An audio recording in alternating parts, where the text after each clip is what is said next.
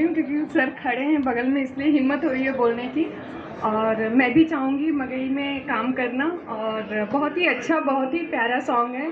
और चाहूँगी कि आप सभी लोग ऐसे ही रील बनाइए और ढेर सारा प्यार और आशीर्वाद दीजिए। और सभी लड़कियों की इच्छा होती है कि एक बड़ा प्रोजेक्ट करें, बड़े मुकाम पे जाएं, और वो मुकाम, वो लेवल यहाँ पे आने के बाद ख़त्म हो जाता है, क्योंकि इससे ऊपर कुछ भी नहीं है। मतलब मेरी नज़र में ही नहीं, जितने लोग हैं आप सभी लोगों को, और दीपक सर को, विक्की भैया को, सब, विक्की सर को, सॉरी मैं नर्वस हूँ, इसलिए प्लीज़ मेरे शब्दों पे मत जाइएगा, मेरे भावनाओं को समझिएगा। तो आप सब लोग को दिल से धन्यवाद कि आप सभी लोग हर लड़की को काम करने का मौका दे रहे हैं, और बस ऐसे ही देते रहिए। Thank you so much. इतना बहुत अच्छा जी